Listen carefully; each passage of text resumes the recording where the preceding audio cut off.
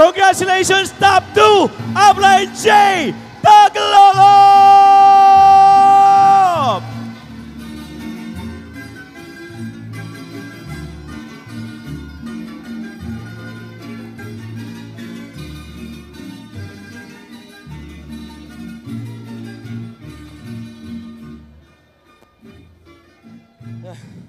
Thank you, Lord.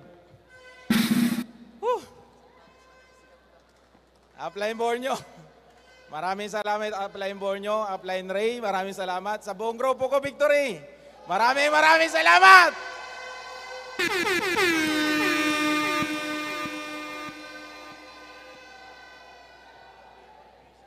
Grabe.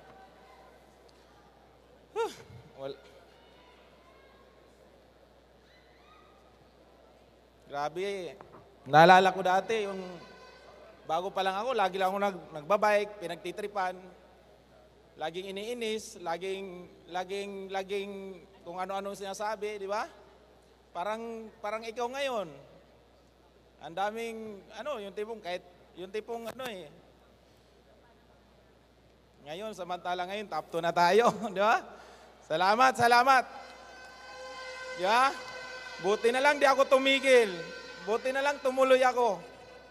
Buti na lang. Kaya sa mga nahihirapan, naiinis na, naiinip na. Di ba? Tumuloy ka lang. Kasi sabi pa nga, kung gusto mo mabago ang buhay ng buong pamilya mo, kung gusto mo talaga umasinso, makatulong ka sa maraming tao, ang kailangan mo dito tatanggalin, dapat yung inip. Bakit pag mainipin ka, sigurado ako, walang mangyayari sa iyo maganda sa negosyo natin. Di ba? Tama. Pangalawa, kailangan tanggalin mo dito yung inggit. Dapat maging matuwa ka sa mga umaakyat dito. Bakit? Imagine mo, kami yung inspirasyon mo. Nasusunod, ikaw naman yung makaakyat dito sa entablado. Di ba? Kaya mo to. Upline Borneo. Salamat, boss. Salamat, boss Herbie Chua, tsaka Oliver Chua, tsaka kay boss William Barbo. Grabe, wala akong masabi. Nag-umpisa ako dito, 2013, di ba? Imagine mo, 11 years na ako dito. 11 years ko inantay. 11 years ko inantay. Totoo nga yung sabi nila 10 years from now, mahirapan ka, mapapagod ka, magugutom ka, pagtitripan ka, maraming hindi maniniwala sa'yo.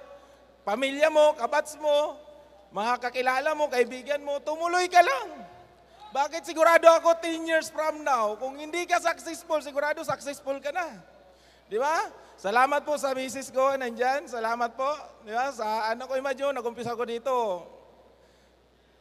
Binata pa ngayon, 2 na yung anak namin. Di ba? Ang kagandahan dito, no? Ang kagandahan dito, sabi pa nga ng mga may-ari, dito ka talaga, dito mahanap yung tunay at tapat. Di ba? Kaya salamat po, salamat. Talagang wala akong masabi. Ang kailangan mo lang, desisyon ka. Decide ka ngayon. Imagine mo, 6 months na nakalipas ng 2024. Wala ka pa ring bilang, wala ka pa ring awards. Todo mo ngayon.